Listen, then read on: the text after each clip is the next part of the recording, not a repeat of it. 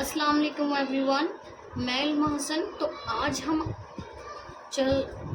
हम शुरू करने वाले हैं बीए प्रोग्राम हिंदी जो ए होती है उसका हम चैप्टर शुरू कर रहे हैं मलबे का मालिक।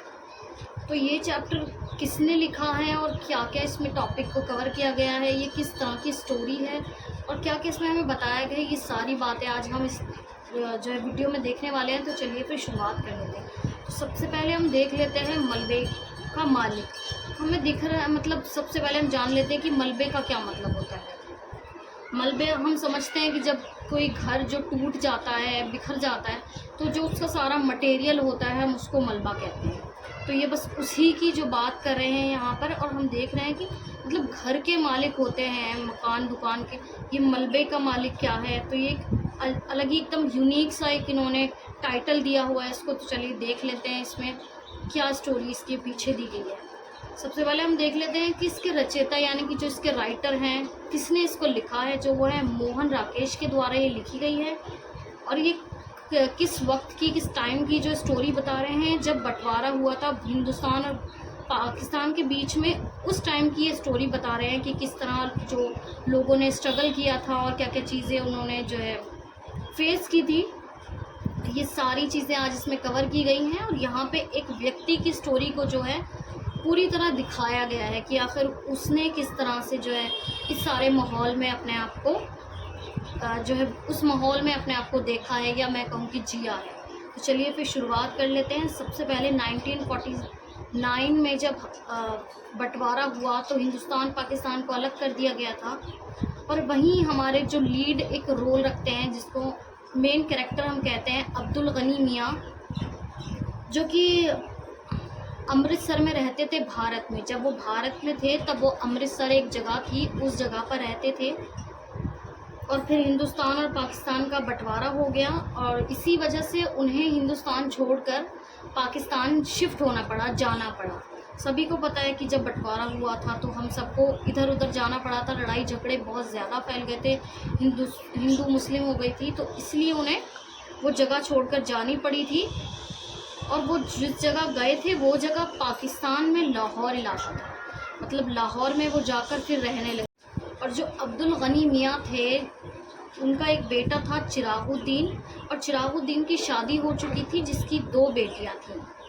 चिरागुद्दीन, उसकी वाइफ और उनकी 2 बेटियाँ, और अब्दुल गनी मियाँ, ये पांचों व्यक्ति एक साथ रहते थे अपने घर में, एक हंसी खुशी अपना जो जीवन को व्यतीत कर रहे थे। फिर जो दंगे होने लगे तो इसीलिए उन्हें अपना वो खुशहाल ज़िंदगी छोड़कर जाना पड़ा। अब्दुल गनी मियाँ जो थे वो लाहौर चले गए थे और उन्होंने अपने बेटे को भी यही कहा कि तुम भी यहाँ से चलो, हम लाहौर में ही रहेंगे, वहीं रहेंगे। लेकिन जो चिरागुद्दीन था यानी अब्दुल मियाँ का बेटा, वो वहाँ से जाना नहीं चाहता था, क्योंकि वो एक दर्जी था और जो कि उसका बिज़नेस वहाँ पे अच्छे से जम चुका था, वो अच्छा है वहाँ पे काम कर रहा था, प्रोग्रेस कर रहा था। तो इसीलिए वो वहाँ से जाना नहीं चाहता था।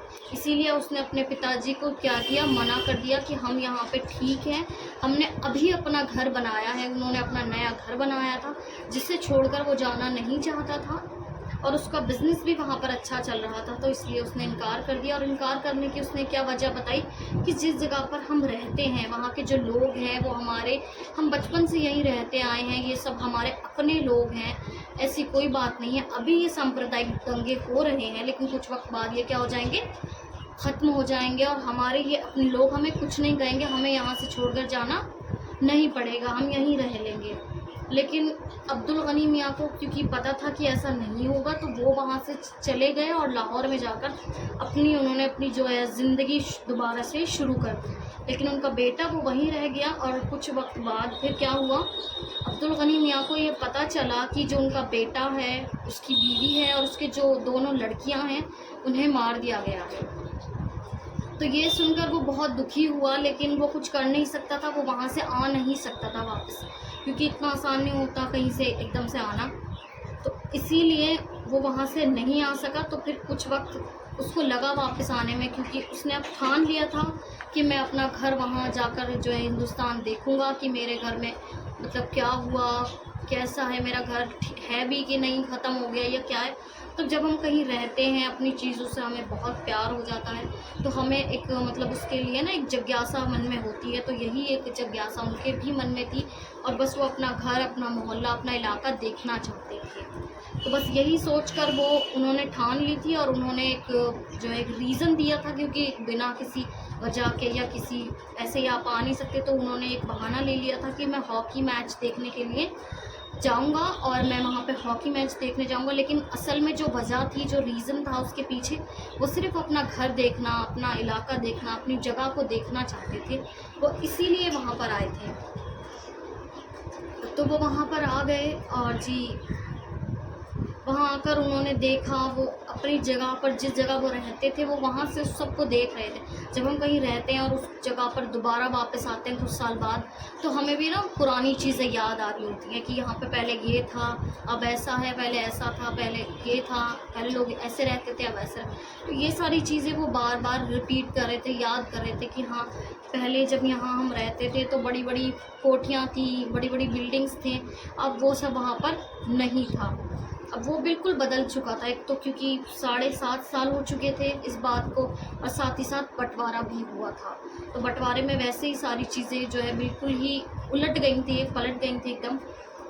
तो इसीलिए फिर सब चीज़ें बदल गई थी और ये देखकर ना उनको बड़ा एक रोना आ रहा था, दुख हो रहा था अंदर से कि मतलब अब चीज़ें ऐसी नहीं हैं जैसी हम जब रहते थे ऐसी हुआ करती थी। तो देख देख कर वो बहुत दुखी हो रहे थे, अंदर ही अंदर रो रहे थे, अपने लोगों को याद कर रहे थे।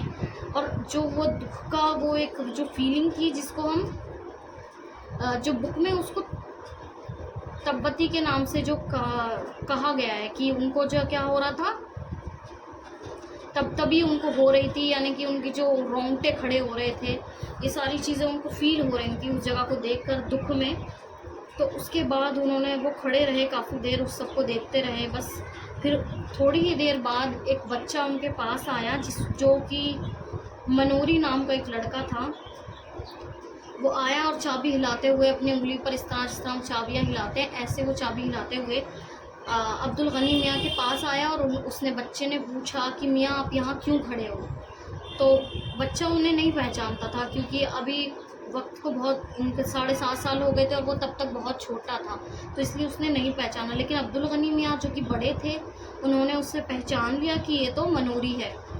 तो उन्होंने याद दिलाया कि मैं हूँ चिरागुद्दीन का पिता, जो तुम्हारे कपड़े सिला करता था। तो मनोरी को ये बात याद आ गई कि हाँ वो था। लेकिन उसने फिर बताया कि जो चिरागुद्दीन आपका बेटा था वो अपनी बीवी और बच्चों समेत मार दिया गया है। तो ये सुनकर, ये बात तो उन्हें पहले पता थी, फिर उन्होंने सोचा कि चलो मैं अपना घर देखता हूँ कि मेरा घर कहाँ है, क्या है।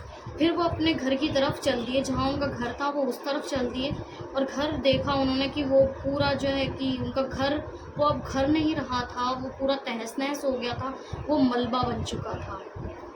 मलबा, और जिसके पूरा एक मतलब होता ना मलबा, एक रोड़े बदरपुरे इन सब का एक ढेर सा बन चुका था। बस अब उनका घर यही रह गया था, उनका घर ख़त्म हो चुका था, तो उनके पास बस मलबा ही रह गया था। तो और उन्होंने देखा कि मलबे पर क्या बैठा हुआ है, एक कुत्ता बैठा हुआ है। और उस कुत्ते को देख वो बड़े ना मतलब एक हैरत से में हो गए थे, हैरत में आ गए थे। ये कुत्ता उसके ऊपर बैठा हुआ है।